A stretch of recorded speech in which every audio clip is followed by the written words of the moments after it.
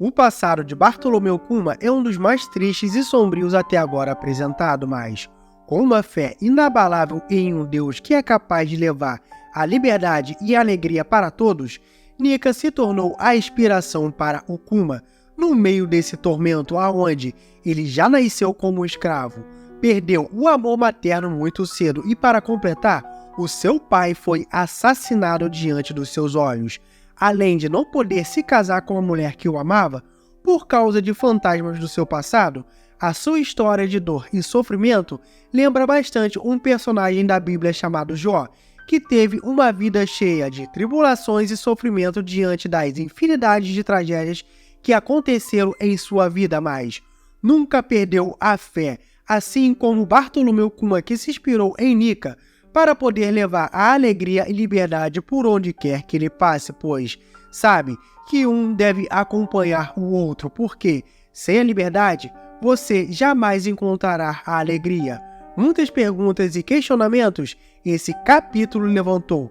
A dor e o sofrimento de Bartolomeu Kuma vão acompanhar ele enquanto ele estiver vivo? E o Dragon foi omisso em não ir ao resgate de uma companheira, sabendo das dificuldades que ela passava? Essas perguntas, dentre outras, eu vou te responder agora, nesse vídeo. Fala galera, tudo bem com vocês? Sejam bem-vindos ao canal Shogun Anime. Que passado sofrido esse do Kuma e cheio de detalhes. Tem muita coisa legal nesse capítulo que me fez rever outros anteriores, então deixem o seu like, meta de likes são de 20 likes, me dê essa ajuda. E fiquem até o final do vídeo e caso vocês verem que o vídeo te agradou, aí sim se inscreve no canal, se não, tá tudo certo, mas agora, bora falar de One Piece. E começamos o capítulo 1098 com o título O Nascimento de Bonnie, com um pedido de reforço que está sendo solicitado de um país do Salt Blue. Ivankov diz que não podem fazer isso porque o navio deles está cheio de feridos do reino de Goa, mas Kuma diz que vai para o local.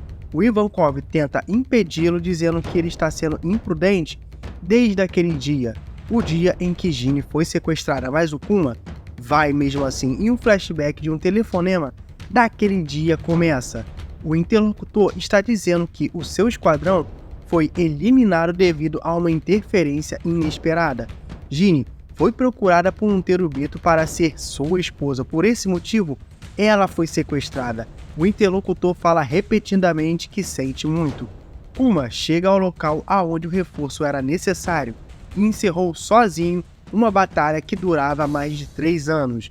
Ele liga para o Dragon e diz que está cansado e vai descansar no navio. Mesmo não estando no lugar aonde a Ginny foi sequestrada, o Kuma está pegando para ele essa culpa. E o fato dele ter sido um escravo no passado está piorando ainda mais, porque ele sabe o que está acontecendo com a Ginny. Essa prática de pegar mulheres e levar para a Terra Sagrada contra a sua vontade e torná-las suas esposas já foi colocado dentro da obra e, por incrível que pareça, incrível nada, o Oda é gênio. No capítulo 499, quando a Bonnie salva o São Charles de ser cortado pelo Zoro, para poder impedir a consequência que descobriríamos mais pra frente de que, se um dragão celestial é ferido, um almirante é designado para o local imediatamente. Uma mulher que está socorrendo um homem ferido é obrigada a se tornar esposa de São Charles. Antes que a mulher tivesse qualquer reação, o segurança do dragão celestial já deu início aos preparativos para levá-la. A mando do Terubito, ele também vai largar as outras 5 primeiras esposas e levar a Mary, que é o nome dessa enfermeira, levando ela para a Terra Sagrada. O noivo dela tenta intervir, mas é baleado em seguida. Um artifício que já tinha sido usado antes está sendo colocado mais uma vez, só que agora ficou mais evidente pelo fato de termos um afeto com a personagem Ginny. A nossa sensibilidade ficou mais sensível, e naquele ponto da obra ainda não conhecíamos muito sobre os dragões celestiais, mas agora, conhecendo todo o passado dos escravos que vimos, isso ganha um novo impacto. E graças à genialidade do Oda, eu não vou me espantar caso tenha sido o pai de São Charles que tenha sido o Terubito que mandou pegar a Ginny, e fazendo esse paralelo todo entre São Charles e Bonnie. E voltando ao capítulo, se passou 2 anos desde o sequestro da comandante do exército revolucionário, mas de repente, a Ginny liga para o exército revolucionário.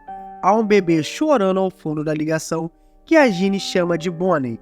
Ginny diz que foi libertada da escravidão porque ficou doente. Então, ela não era mais necessária. Ginny estava dizendo que queria ver todo mundo mais uma vez, mas infelizmente, essa era a sua última despedida. Kuma pergunta aonde a Ginny está e diz que vai para lá imediatamente. Ginny diz que não quer que o Kuma veja ela. Ela agradece a Dragon e Ivankov e pede para poder cuidar do Kuma-Chi, porque ele é muito gentil. O Kuma não ouviu o telefonema até o final. Ele não ouviu ela dizer: Kuma-Chi, eu sempre amei você, porque o Kuma imediatamente se teletransportou para o reino de Sorbet. Kuma chega na igreja no reino de Sorbet e encontra a Ginny já morta. E vemos a sua mão coberta de cristais. Essa doença rara da Ginny dizem que quando a sua pele for banhada pela luz natural, ficará azulada e cristalizada. Kuma se lembra de muitas lembranças de Ginny, incluindo a época em que ela pediu ele em casamento. Dizem que o bebê só sobreviveu por causa da Ginny, que atravessou o mar sobre a luz do sol, cobrindo a criança até que a sua vida acabasse. E o Kuma fala que: fique tranquila, Ginny, eu vou criar essa criança. E abre uma cova para a Ginny. Eu ainda não consegui entender o motivo do Dragon não ter feito uma invasão à Terra Sagrada para poder resgatar a Ginny. Ficou bem evidente o lugar que ela estava. No início dos spoilers, eu achava que ele não sabia quem era o sequestrador, mas no início do capítulo, vimos que eles sabiam que foi por capricho dos Terubitos que levaram ela para ser a sua esposa contra a sua vontade. Dentro da linha temporal, o exército revolucionário já tinha sido criado há mais de 8 anos. Somando mais 2 após a sua soltura, Ginny ficou na mão dos dragões celestiais por mais de 10 anos, sendo violentada contra a sua vontade. E o Dragon, sabendo das atrocidades que eles são capazes de fazer, não foi ao seu resgate? Tá meio estranho ainda para mim essa história. Eu quero ver como vai ser a explicação disso nos próximos capítulos, para poder deixar a Ginny sofrer tudo isso novamente, porque ela só foi solta por causa da sua doença incurável. Tá meio pesado e confuso essa história. Pode ser pelo fato de vermos bastante a maneira de como o Luffy se comporta indo ao resgate dos seus amigos, não se importando com nada. E aqui estamos esperando a mesma atitude do pai dele, mas não é bem assim. O Luffy só foi saber que tinha um pai lá no arco de Water 7. Então, o Dragon para ele não é ainda uma referência de alguma coisa. Então, não podemos esperar a mesma atitude de pessoas diferentes. E de volta ao capítulo, o Kuma está pedindo conselho aos mais velhos sobre como cuidar da Bonnie. Eles dizem que Bonnie é muito fofa. Também disseram que Bonnie deve ser colocada em uma gaiola de ferro enquanto dorme. Caso contrário, o Kuma poderá esmagá-la com seu grande corpo. Kuma vê semelhança de Bonnie com a Ginny, porque a Bonnie está engolindo o leite todo muito rápido. Kuma lembra do apetite de Ginny e diz que Bonnie é uma grande devoradora, assim como Ginny. Alguns anos se passaram e a Bonnie cresceu. Ela disse papai pela primeira vez e o Kuma chorou de felicidade. Bonnie se tornou uma linda jovem e vemos mais flashbacks do Kuma se desdobrando para ser um pai e um revolucionário. Enquanto o Kuma estava fora, ele deixava a Bonnie com os mais velhos e também dava banho na Bonnie quando estava em casa. Kuma também treinando o jovem Sabo. Kuma lutando em rebeliões. Vemos que o Kuma realmente colocou a Bonnie em uma gaiola de ferro enquanto eles dormiam. Um dia, os dois futuros companheiros de tripulação da Bonnie visitaram a igreja de Kuma e se perguntam por que o Kuma tampou todas as janelas. Uma diz que para eles poderem fechar a porta. Os dois, ao saberem da doença da Bonnie, foram buscar um médico. Os médicos não conseguiram identificar a doença. Um deles mencionou a síndrome do chumbo branco, mas não era a doença que o Lau tinha. Kuma diz a Dragon e Ivankov que deixará o exército revolucionário. Ele contou a eles sobre a condição de Bonnie e não sabe mais o que fazer. Ele quer estar ao lado da Bonnie. Dragon entende o motivo de Kuma e fala para ele viver sem arrependimentos.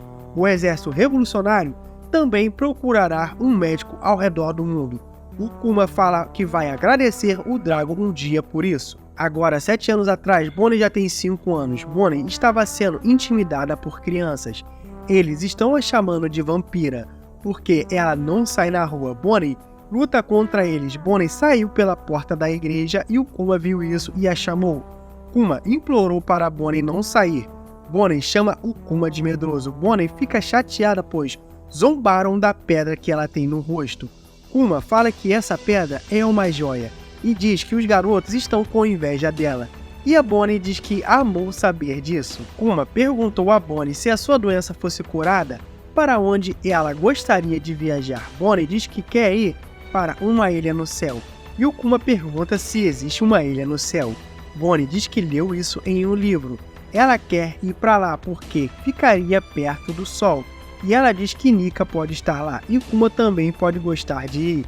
Kuma começa a dançar o ritmo dos tambores da libertação e diz que eles irão para lá quando a Bonnie tiver 20 anos. Ele pergunta aonde ela gostaria de ir quando tivesse 19 anos. Bonnie responde a Ilha dos Tritões. Um médico finalmente identifica a doença de Bonnie, que se chama escama de safira. Infelizmente, é uma doença incurável. O médico diz que é uma doença extremamente rara, aonde toda a luz natural, seja do sol ou da lua, fará com que a pedra se propague, mesmo que todas as luzes estejam completamente bloqueadas. O avanço da doença avançará com o tempo. O médico fala que Bonnie tem apenas 5 anos de vida. Ela morrerá quando completar 10 anos. O Kuma fica chocado com a notícia. Ele não sabe o que fazer. Ele volta e é surpreendido por Bonnie, que ele achava que estava dormindo. Ela ouviu errado, que quando completasse 10 anos, a sua doença acabaria. O Kuma, em choque, mente e diz a ela que o médico disse que a sua doença será curada quando ela completar 10 anos. E estava dizendo que estava triste porque isso vai demorar demais. Mas Bonnie ficou feliz que finalmente fará uma viagem com o pai dela. Kuma reafirma a mentira e diz que ela estará curada quando completar 10 anos. Um ano se passou e o pesadelo voltou mais uma vez no reino de Sobe. Os cidadãos pediram a ajuda do Kuma porque o rei Bekori planeja queimar todo o fardo do reino de Sobe, os idosos e os doentes do lado do sul. E o pesadelo de 16 anos atrás acontecerá novamente. Eles disseram que ele não é humano e já começou a matar muitas pessoas. E terminamos o capítulo com a fala final do narrador dizendo: e o pesadelo nunca acaba. Já começamos a entender um pouco de como foi o desenrolar dessa história. E eu acho que vamos continuar no flashback do Kuma com as casas da parte do sul do reino de Sobe sendo atacada pelo rei, e caso tenha marinheiros e agentes do governo mundial, isso não vai me espantar, já que essa parte do reino de Sobe não pertence à parte que pagaria tributos. Com o retorno desse rei, ele deve ter pedido reforços para o governo mundial, para poder pegar o seu reino de volta. E a sua ligação com os dragões celestiais pode ser algo muito antigo. Como foi dito por Ino-sama, quando os 20 reinos saíram vitoriosos, eles deixaram famílias no seu lugar em cada reino, para poder apagarem os seus vestígios. Então o rei Bekori voltou com reforços e toda a parte sul vai ser destruída e a população vai ser vendida como escravo para ser usada como mão de obra para poder amortizar parte da dívida com o governo mundial. Já podemos ver que o Kuma vai entrar em uma enorme batalha e uma coisa ficou bem evidente, é que Kuma, quando está de serviço do exército revolucionário, usa a sua blusa com o alvo na frente, e quando ele está com a Bonnie, ele usa a sua blusa com um pastor. Já posso até ver nos próximos capítulos ele mudando a sua roupa para começar o combate. Provavelmente ele vai ter êxito em derrotar todas as pessoas que estão no reino. Vai tomar o reino para si e vai começar a governar o reino todo. Bonnie vai ser exposta à luz natural e a sua doença vai se agravar, e assim vai começar a interação onde o Kuma se rende e se torna um Shichibukai e conhece o Dr. Vegapunk. Lembre-se que Bonnie, quando conheceu o Vegapunk, a ilha de Egghead ainda era um laboratório. Bonnie, em algum tempo da sua vida, esteve com ele. Para mim, tá mais que certo que foi ele que curou a sua doença. Agora, as coisas começam a se encaixar. O que mantinha o Kuma nas mãos do governo mundial para ser uma cobaia não era o reino de Sobe, era a Bonnie, que estava no início do seu tratamento, e o Vegapunk deve ter curado a sua doença, mas em alguma parte da sua vida ela fugiu, por isso o Akainu suou frio quando ela escapou. Não sabemos com qual idade foi isso, mas desde o início o Vegapunk já vem chamando ela de criança. Kuma, Bonnie e Vegapunk em alguma parte da história já estiveram todos juntos no mesmo lugar na ilha Egghead. E da maneira de como o Oda está escrevendo isso, vai acontecer de novo. E quando esse flashback terminar, vamos ter o desfecho disso tudo no mesmo lugar. E da maneira que ele está colocando todos os detalhes sobre o passado do Kuma e da Bonnie, pode ser que a Bonnie seja uma nova Chapéu de Palha, junto com alguns satélites do Vegapunk. E o Kuma pode ser que venha para Egghead para salvar a Bonnie e morrer. Por mais que eu não queira que isso aconteça, metade da sua cabeça já foi destruída pelo Akainu. Eu gostaria de ver ele saindo de boa dessa e tendo, finalmente, uma vida de paz, mas pode ser que isso não aconteça. Mas caso aconteça alguma redenção para ele, Vegapunk pode pegar as suas memórias do Kuma antiga, até porque elas têm que sair de Punk Records e ela tem que ir para algum lugar. Pode ser que seja implantada no Kuma Serafim. Vegapunk já falou com o Dragon alguns capítulos atrás que seria morto pelo governo mundial. Pode ser que o Dragon já esteja a caminho de Egghead para resgatar o Dr. Vegapunk. E como a Fando está teorizando, pode ser que ele apareça no capítulo 1100. Seria muito top ver ele chegar destruindo tudo. O que mantinha o Vegapunk trabalhando para o governo mundial eram os recursos ilimitados que o governo colocava à sua disposição. Agora que ele vai ser eliminado, pode ser que ele aceite o pedido do Dragon que ele recusou depois do incidente de Ohara. Vamos aguardar as cenas dos próximos capítulos. Eu vou trazer aqui para vocês. Meu muito obrigado para você que ficou até aqui. Eu espero que vocês tenham gostado do vídeo. Até a próxima. Valeu, tamo junto e fui!